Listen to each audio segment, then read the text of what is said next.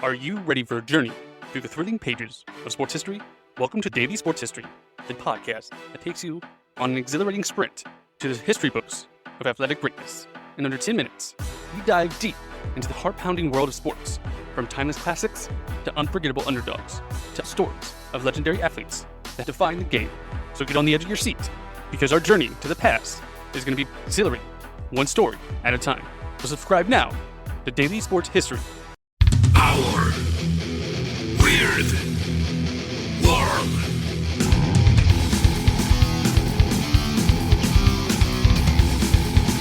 Welcome to Our Weird World. I'm your host, John Henson, and this is going to be take two on this intro. I just spent about 7 minutes talking about why I think we should have a 4-day work week, but all of the reasons why it probably won't happen. And I said some real dumb things in hindsight that did not make my argument very strong.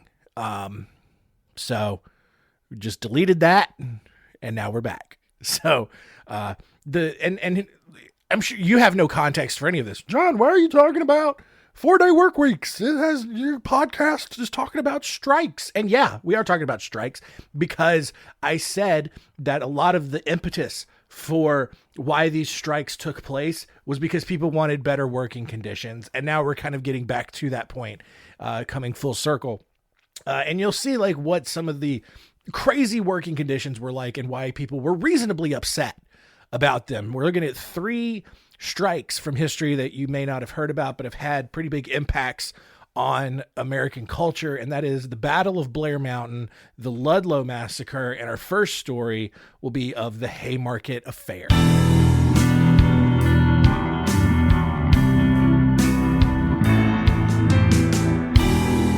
Story time. So, following the Civil War, industrial production exploded in the United States, and it sparked huge growth in a ton of cities across the country, right? You know, the South is under reconstruction, and then up north, especially in your Rust Belt cities in the Midwest, you have all of these industrial factories popping up and just cranking out a bunch of stuff. Chicago was one of those cities that benefited most from the growth, and the thousands of German immigrants who lived there initially jumped on these new jobs, making $1.50 a day for 10-hour shifts. And look, I get it. Like $1.50 for a whole day's work in 1886 might have been decent money, but it's in a factory. And people quickly realized that working in these industrial factories wasn't just hard, honest work. Like they were probably fine with that, but it was super unsafe. So to combat that, unions quickly sprang up, hoping to obtain some better working conditions for the workers, but corporations simply just implemented anti-union rules and measures such as blacklisting workers who had joined unions, hiring strike breakers, which were just giant douchebags who would roughhouse and like assault people standing out on strike and picketing and all that.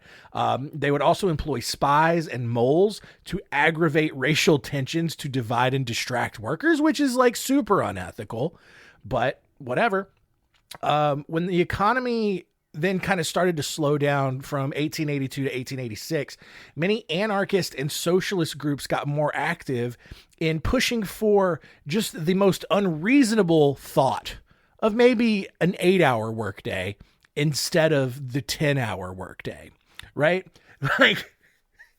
Like imagine going to work now at your desk job and you have to go 8 to 6 every day, but probably 8 to 6:30 or 8 to 7 because you have your lunch break and, or it's a working lunch and you just, pull out your sandwich and keep click-clacking away on your keyboard or whatever you're doing. And that's every day, 5 days a week, 8 to 6 or 9 to 7 or I don't know, 7 to 5, whatever. You get it. It's wild. And people were like, hey, maybe, can we just work 2 hours less every day? And corporations lost their mind.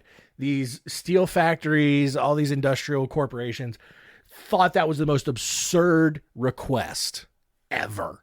2 hours, 10 whole hours per week. This generation's lazy. These privileged children of war veterans They're just lazy. They don't want to work anymore. Back in my day, we were happy to show up for a 10-hour shift, and we asked to work 12. And we often did it, just out of the goodness of our hearts. It's just so crazy. But, you kind of have this these tensions, developing in Chicago. On one side was the Knights of Labor, who weren't really socialist or anarchist, but they had 700,000 members. And then on the other side were these anarchist people who were led by August Spies, the editor of the German newspaper Arbeiterzeitung. German just sounds so aggressive all the time. Regardless of which side workers were on, right? So you have these two different, you've got the corporations. They don't want anything. They don't want to do anything for the workers. But then you have these two different types of unions or types of workers rights groups. One's anarchist and socialist. The other one's just reasonable, I guess.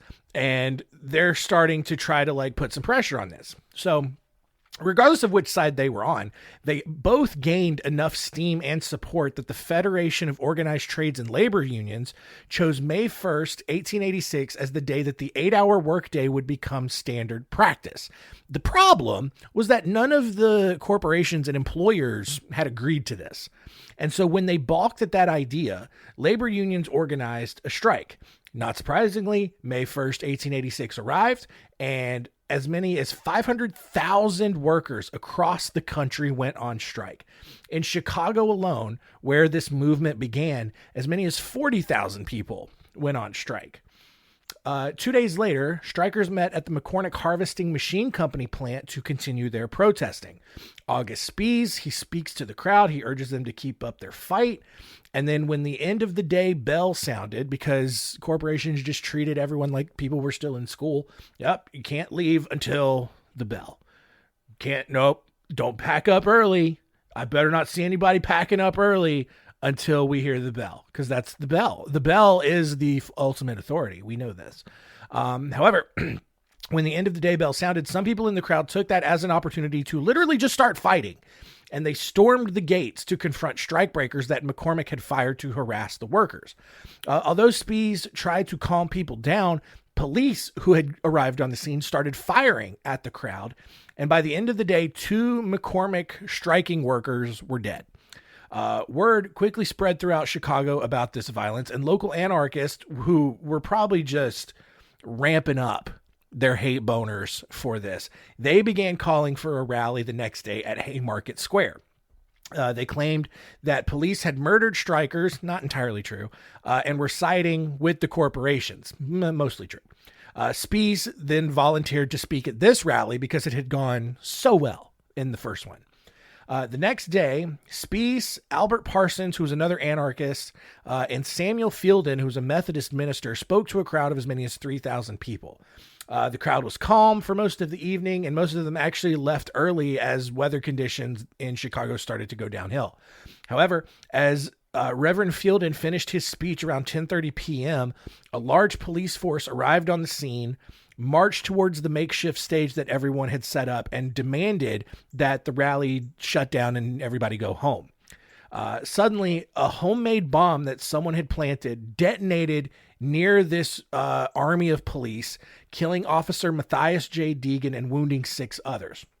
At that point, again, police started opening fire on the crowd of protesters who at this point were running away because the bomb had scared them too, killing 4 more people and wounding another 70. Within 5 minutes, Haymarket Square was empty with the exception of the 11 people who had died in the riot. Over the next few days, German immigrants in the city were kind of under suspicion of spreading communism because, they're German. Police started raiding homes of suspected anarchists, and dozens of suspects were arrested for their part in the riot, including 3 men who spoke prior, including the 3 men, so Spies, Parsons, and Fielden. Yummy. Here's the thing. I did it again. I ate bagel bites before I recorded.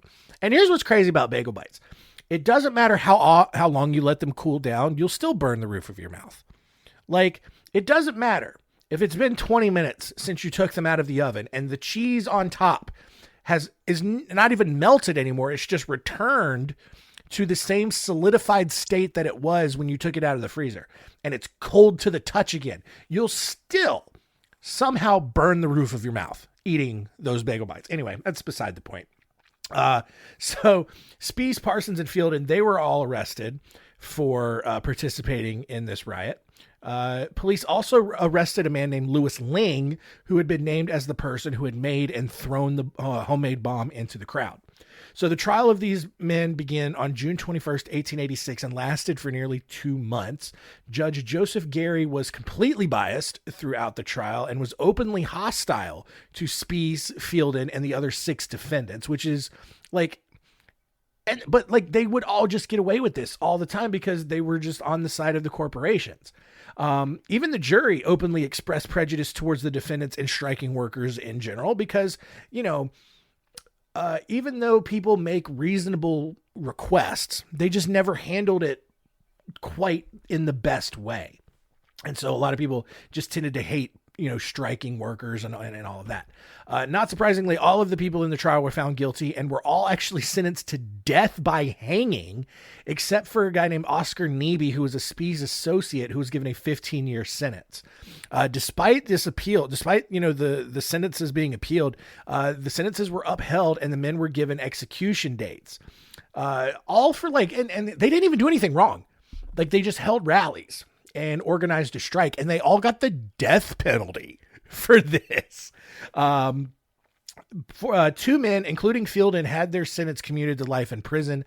Ling actually committed suicide in his cell by biting down on a plastic on a blasting cap that blew off half of his face, which didn't kill him immediately. He suffered for another 6 hours before he died.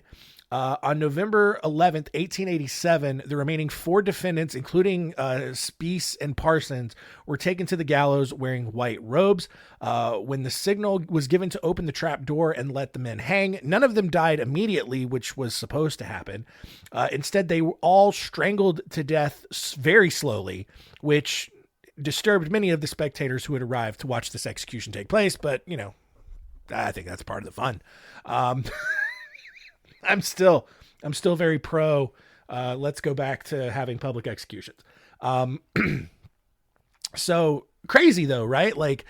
There was nothing really that suggested that August Spees and Albert Parsons specifically, even Samuel Fielden or anybody else who was involved in this, did anything malicious or did anything wrong, right? But they were labeled as anarchists. They were, suspected of spreading communism, and people were real sensitive to that. And they got the death penalty for organizing a rally for people to just work 2 hours less per day. So, things could be worse at your job, I guess.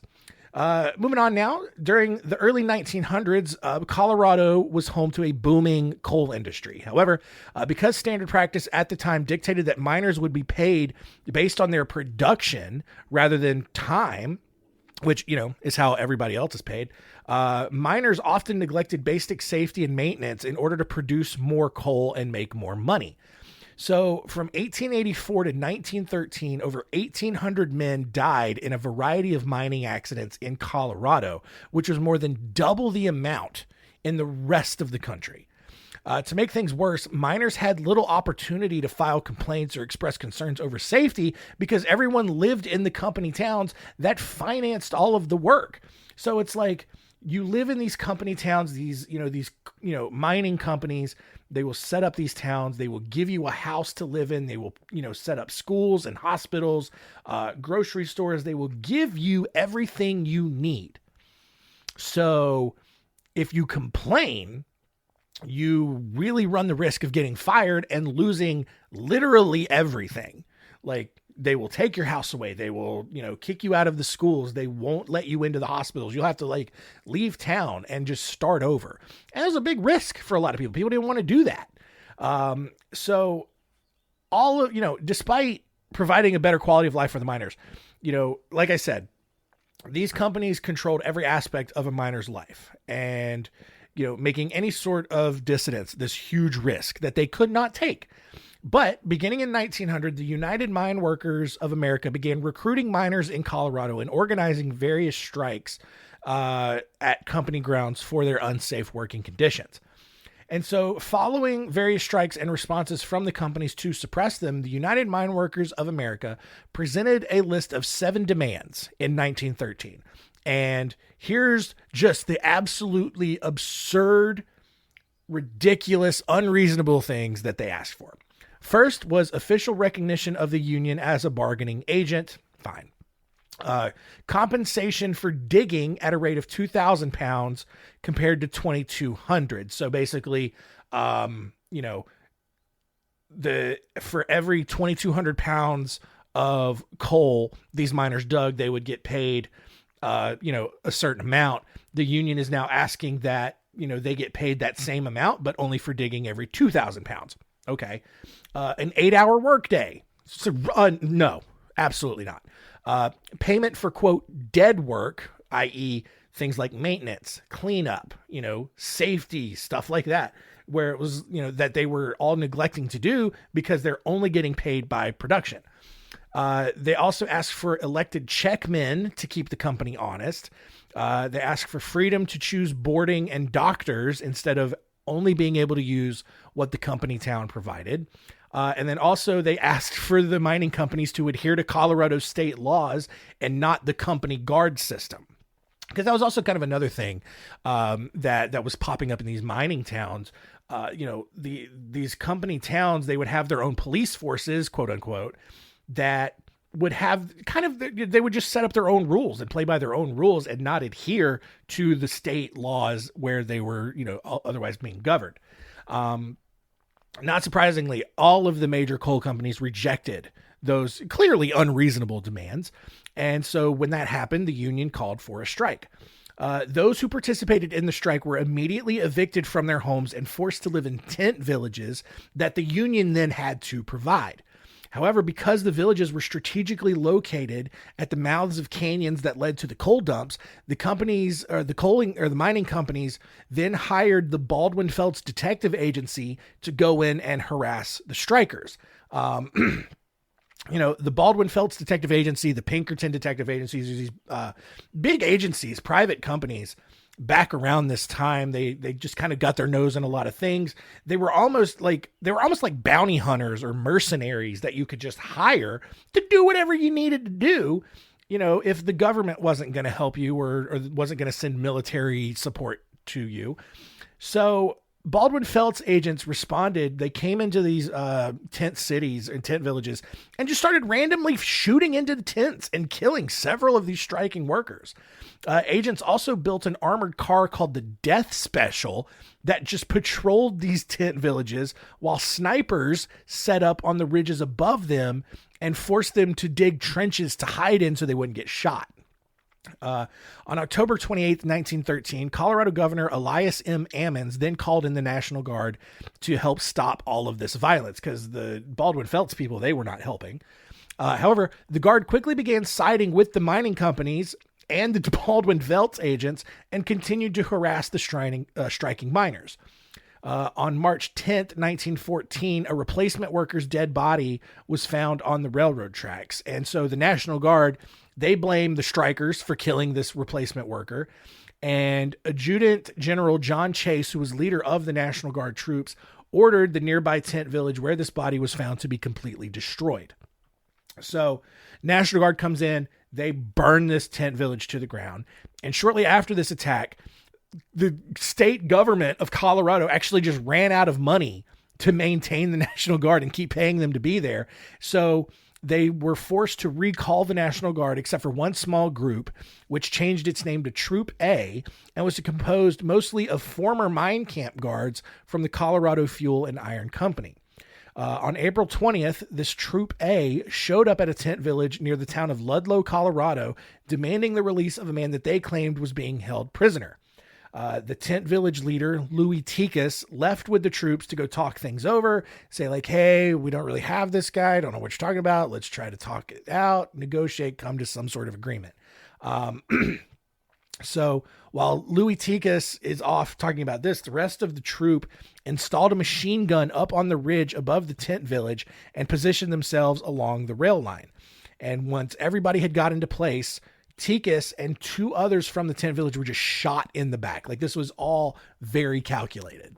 Once everyone was then ready, Troop A detonated 2 bundles of dynamite, drawing a bunch of miners out from their hiding places in this tent village. Some quickly ran over to a position to fight back, but the majority of women and children just ran out to find cover. And at that point, everyone in Troop A just started opening fire on everyone, and it continued for the rest of the day. In one instance, 4 women and 11 children tried to hide in a pit beneath a tent. However, the tent above them was set on fire, suffocating all but 2 women to death. Militiamen who weren't shooting up above from the ridge then came down and started setting fire to all of the occupied tents and buildings in this village. With each fire, women and children would run out into the open only to be gunned down by some other part of Troop A. When the men saw this and rushed in to help, they too were shot and killed. Once the fires from all these tents had subsided, other militia members came down and just began chopping up the dead bodies, nearly decapitating several people in the process. Relief parties from the Red Cross were prevented from entering the village for more than a day while this massacre unfolded. In all, as many as 55 women and children were killed, along with several more strikers. In the following days, as other striking groups heard about the massacre, as many as 1,000 strikers then started waging guerrilla warfare on mine guards throughout Colorado's coal fields. Fighting only ended after President Woodrow Wilson was forced to call in federal troops to go and break everything up. The strike was officially called off on December 10th, 1914, after the Union ran out of money to keep helping these tent villages stay afloat. Even worse, the demands that they requested were never met, and the workers were all replaced. In all, 408 strikers were arrested, and 332 were charged with murder of company guards. The only participant, though, of the Ludlow Massacre to face any punishment was John R. Lawson, the leader of the strike. Lawson was convicted of murder, but the sentence was eventually overturned by the Colorado Supreme Court. Although 22 National Guardsmen were court-martialed for shooting a bunch of random civilians, everyone ended up being acquitted. This incident sparked nationwide outrage, as it should, specifically against the Rockefeller family and specifically against John D. Rockefeller Jr., who owned 40% of Colorado Fuel and Iron and sat on its board of directors. Anarchist Alexander Berkman and Carlo Tresca actually started to torment Rockefeller. They planned several bombings against him and tried to have him assassinated. That all led to the formation of the NYPD's bomb squad, just kind of a little later tie-in to history there. But yeah, again, strikers didn't get what they wanted. Shocking. Our final story here happened on May 19th, 1920, when a dozen more agents from the Baldwin Felts Detective Agency arrived at the Stone Mountain Coal Company in Mattawan, West Virginia on just a very dreary, rainy day. For whatever reason, they decided that the families living near the coal company's property had to go. And so they started evicting families at gunpoint and threw all of their belongings into the road. A group of miners who watched all of this take place became understandably furious and ran into Mattawan to alert the authorities. When the Baldwin Felts agents went to board a train out of town, Mattawan Police Chief Sid Hatfield and a group of armed miners met the agents at the train station and informed them they were under arrest. One of the agents then magically produced a warrant for Police Chief Hatfield's arrest, which was a huge twist that none of the miners were expecting. The mayor of Mattawan was then brought in to view the warrant, and after proclaiming the warrant for Hatfield's arrest was bogus, everybody started shooting each other. Within minutes, the mayor and 10 other dudes were killed. The Mattawan Massacre, as it came to be known, was kind of seen as a victory for the miners who were really tired of these Baldwin Felts agents acting as hired guns for the coal mine operators to fight against the unions. And so for the next year, union members and mine operators kept fighting each other in and around the coal mines of West Virginia. Each side continued to grow their numbers and the amount of weapons that they owned, which is, that's going to help for sure. Small skirmishes broke out along the Tug River in southwestern Virginia, here and there, but nothing huge really ever ended up happening. Meanwhile, police chief Sid Hatfield was acquitted of the murder charges that had come for him for, the deaths of the Baldwin Felts agents that had happened in that first shootout. But he had to travel to another county in West Virginia on August 1st, 1921 to face more charges of trying to blow up a coal tipple. Hatfield had kind of become somewhat of a celebrity and a friend of the Union workers in southwestern West Virginia. And he used media coverage from his trials to really kind of grow his persona and his legend. As he walked up to the steps of the courthouse, he was met by another group of Baldwin Felts agents who just assassinated him right there on the courthouse steps. When the Union miners learned of Hatfield's murder, they then armed themselves and went to Charleston, capital of West Virginia. Frank Keeney and Fred Mooney, leaders of the Union, then met with Governor Ephraim Morgan and laid out the miners' demands. Again, super unreasonable stuff, like, safer working conditions, 8-hour workday. Governor Morgan immediately rejected them, but rather than go home, the miners then decided to march to the town of Mingo, where another group of Union miners were confined under martial law after a 3-day battle with authorities a few months before. 3 weeks later, 13,000 armed miners gathered and began marching towards Logan County. One group hijacked a Chesapeake and Ohio freight train to get there faster. Keeney and Mooney decided they had also had enough and fled to Ohio, leaving a guy named Bill Blizzard in charge of the miners. So Bill Blizzard, he's still taking these, 13,000, armed coal miners into Logan County to break up, or force the coal companies to meet their demands. As word of the approaching miner army spread, anti-Union forces began setting up defenses on Blair Mountain. The Logan County Coal Operators Association provided financial support, and the anti-Union forces quickly amassed their own army of 2,000 fighters, which 13,000 against 2,000 is still not going to be a good fight. On August 25th, the first wave of miners arrived at Blair Mountain, and random skirmishes broke out just all over the mountain. The next day, President Warren Harding learned of the conflict and decided that he was not about to have another civil war break out. This time against I don't even know, poor coal and factory workers against pro corporation people. I don't know. Anyway, he threatened to send federal troops and a fleet of Martin MB-1 bombers. But without wanting to get bombed like the black people had done in Tulsa when the Tulsa Massacre happened, which we covered that several episodes ago in our episode on race riots. Union leaders met in Madison, West Virginia, and they all agreed to just kind of stop and go home. However, the mine operators, they still really wanted to fight. And so they started shooting Union sympathizers in the town of Sharples.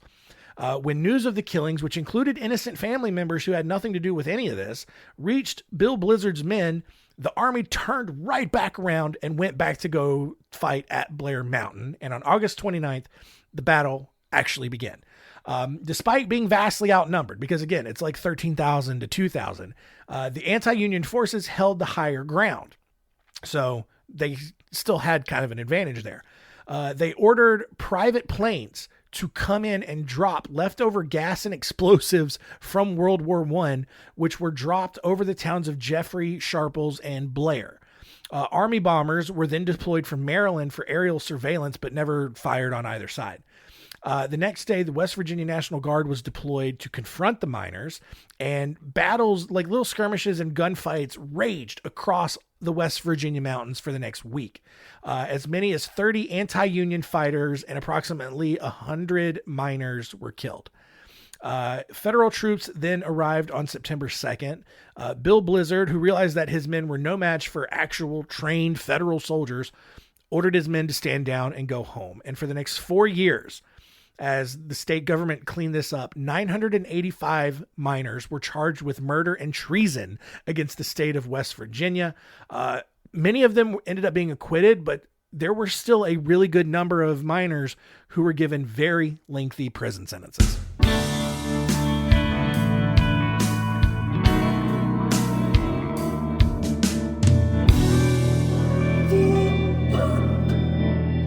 that's it. Strikes in the books. It's weird because like I still feel like there's a lot of these sentiments out there today, but there's just so many different kinds of jobs now that like it looks very different in different forms. I also just like internally feel a lot of guilt because it's so weird.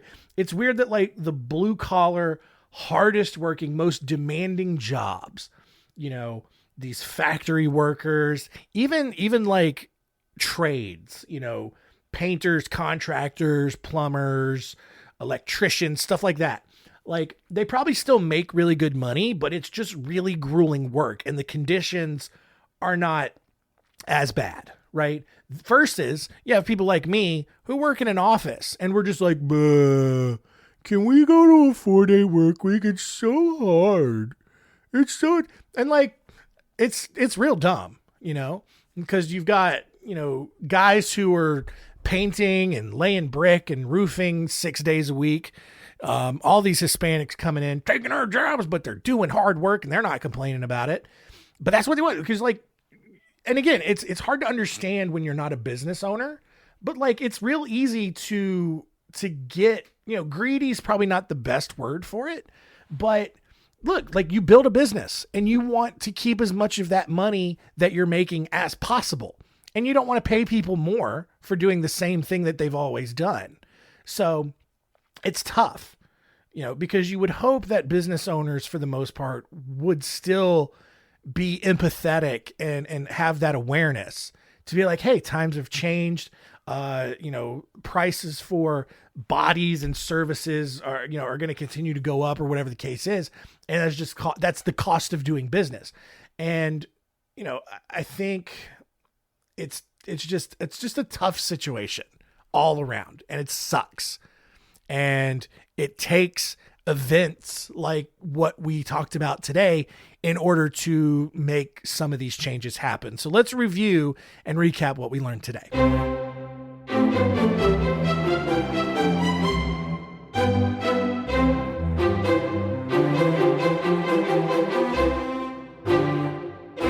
What did we learn? Number one, the Haymarket Affair in Chicago resulted in several deaths. Someone threw a homemade bomb, and the organizers of the rallies were actually given the death penalty and were hanged, even though they didn't really, they never killed anybody. They never encouraged anyone to be violent or anything, but they got squashed regardless. Number two, the Ludlow Massacre, over 50 people murdered and just shot by National Guard troops and Baldwin Felts detective agents for no reason at all. And then number three, Blair Mountain, West Virginia, just full on Army fire bombs in these really tiny, horrible, by the way, third world, worse than third world. I mean, we're talking like fifth world. Some of these tiny West Virginia mountain towns, old coal towns, all because people just, we want to work a little less and a little safer an environment. No, not too much to ask.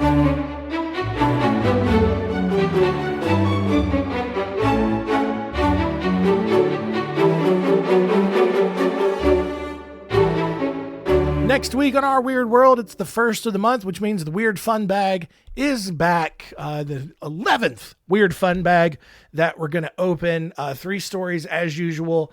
Looking at stories of William Kogut, Tan Yuhui, and Bashir Kushaji.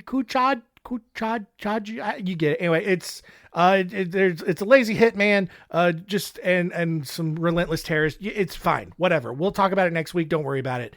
That's it. Thank you so much for continuing to listen. Keep telling your friends about the show. Let's get more people on this. Maybe. I don't know. Keep it weird.